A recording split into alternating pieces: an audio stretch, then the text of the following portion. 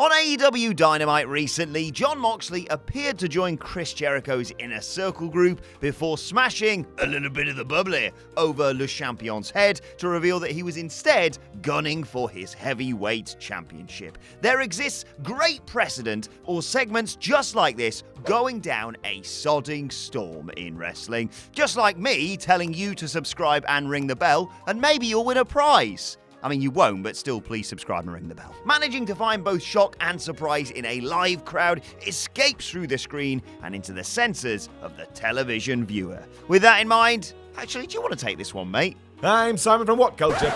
Psych! I'm Adam Wilborn from What Culture, and these are the 10 biggest fake-outs in WWE history. Number 10, Linda McMahon on Jim Ross. It's a weird old game, pro wrestling, punishingly weird at times. Jim Ross was a loyal servant to Vince McMahon for decades, but he was loyal to a fault. McMahon abused his services for his own bizarre enjoyment every chance he got. When he wasn't being forced to be the face of the fake Diesel and Razor Ramon, or forced to go out on television and work as a heel because of an unfortunate bout of Bell's palsy, or forced into humbling and humiliating matches, or forced into having his face pressed up against his bloody gaffer's arse cheeks, he was written off for a colonoscopy thanks to a Linda McMahon heel turn.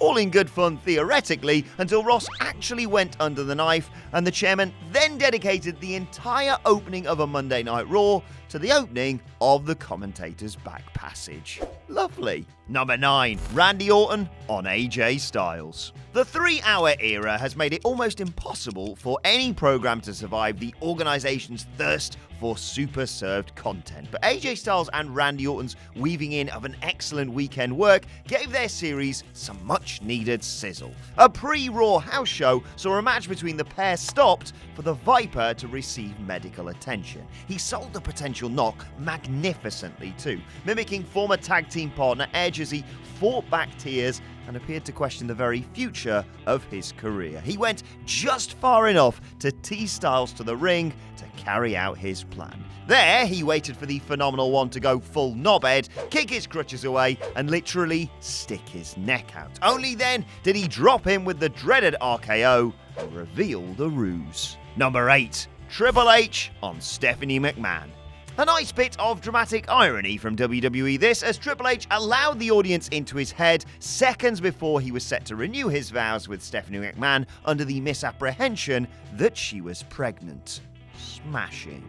Luckily for him, Stephanie, of course, wasn't watching the show. The cameras cut to the billion-dollar princess talking a load of bollocks about the baby and reconciling with Father Vince before Howard Finkel, or, well, absolutely any other person in the building, could grass her up. Weddings do numbers, as we've seen recently, so the ceremony went ahead anyway, so fans could wait for Hunter to reveal that he knew she was a no good lying bitch. He called time on the marriage before smashing up the wedding paraphernalia in the ring and dropping his father-in-law with a bit of a dodgy pedigree. Stephanie got pie-faced. They were saving her pedigree for WrestleMania, when she'd take on the game with undisputed champion Chris Jericho in her corner. Oh, good. Number 7, the New Age Outlaws on the Corporation. Inserting former DXer Shawn Michaels as a crooked commissioner, Vince McMahon had inadvertently raised the ire of Triple H and China, but thought he'd gotten around the issue by poaching tag champions and loyal degenerate soldiers, the New Age Outlaws, in the process. After a lengthy courtship period, Billy Gunn and the Road Dogg emerged at the start of a December 1998 edition of the flagship with suits on and little fingers up. The heat was unreal as the fans voiced their disdain for the new corporate outlaws. But it was all to lull HBK into a false sense of security. As DX took on Ken Shamrock and the Big Boss Man later that night, Billy Gunn fed the world's most dangerous man a steel chair right in the mush as D-Generation X celebrated, getting a huge one over their former leader and Vince McMahon's gang of goons. Number 6, Daniel Bryan on Bray Wyatt. Earning Daniel Bryan one of the biggest reactions of his career as the company finally finally conceded to his character's overwhelming adulation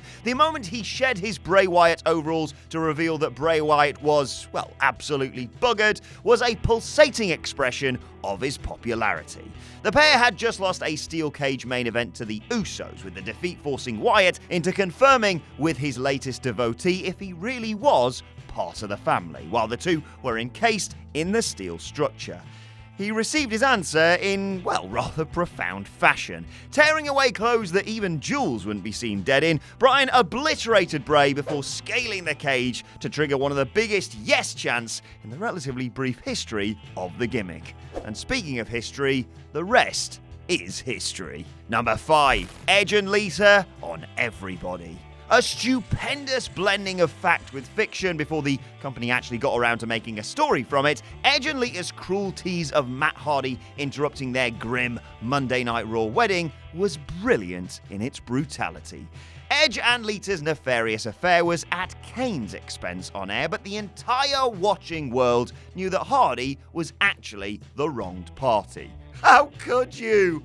Long before Kane's head popped up from underneath the ring and I popped my tits off, Hardy himself objected for the biggest pop of the show. Only he didn't, as Jim Ross, Jerry Lawler and the crowd lost their shit. The brown stuff spread to the miles-wide grins of the heels as they realised they'd gotten one over on everybody. Edge's, I'll explain it all later at the reception, Padre, was a quality closer before the Big Red Machine rose up and tore the whole thing down. Number 4, Vince and Shane McMahon on Stone Cold Steve Austin. Vince Russo's finest hour. That didn't feel good saying that. The 1998 Survivor Series was fabulous victory for WWE's careful plotting of Stone Cold Steve Austin, The Rock, Mankind and the McMahons for much of the autumn that year. Coasting through to the semi-final against an Austin previously brutalized by the Big Boss Man, Mankind was the warm body the McMahons needed to reveal their evil scheme. A wheelchair-bound Vince rose from his station to remove the referee in the first shock before babyface Shane revealed that he was working with his good old dad when he followed a 2 count with 2 middle fingers. The entire exhilarating scene resulted in Austin's world shattering like the glass at the start of his iconic entrance theme. And the billionaire bastards weren't even done. Foley's lumbering run at Glory was halted by The Rock in the final, as Vince and Shane revealed the third man in their master plan. The Great One went corporate as the baddies toasted the success of their spectacular long con. Number 3, Stone Cold Steve Austin on Vince McMahon. A brilliant early Vince McMahon Stone Cold Steve Austin exchange from the million of them that ultimately transformed the entire future of WWE. This quality rattlesnake ruse is still being imitated to this very day. Stone Cold's restrained one-arm poses at the start were, well, simply sensational, as was the unease at which he sold being bollocked by McMahon for keeping his baseball cap.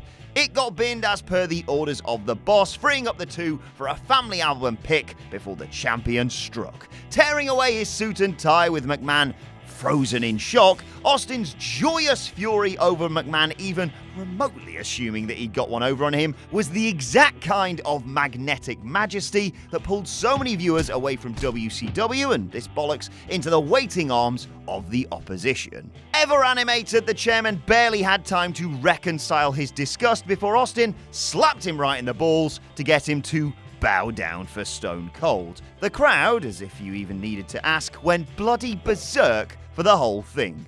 They simply do not make pro wrestling segments like this anymore.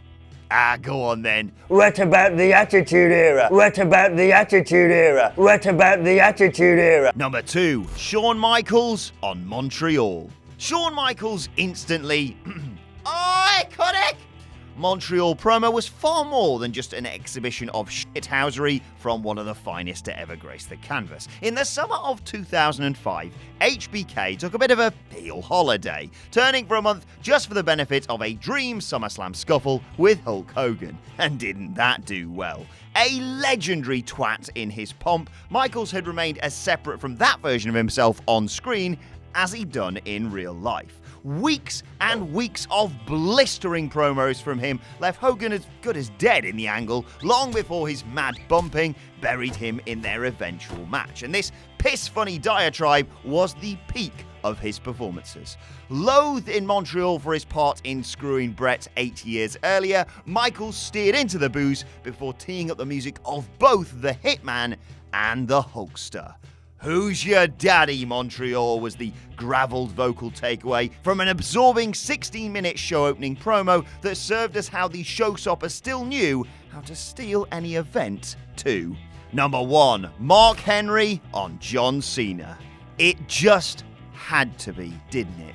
This is bloody spectacular. Wearing a now infamous salmon jacket, Mark Henry delivered an impassioned speech talking about his chaotic journey through nearly 2 decades in WWE, even stopping to speak directly to his children to note that Daddy was finally coming home.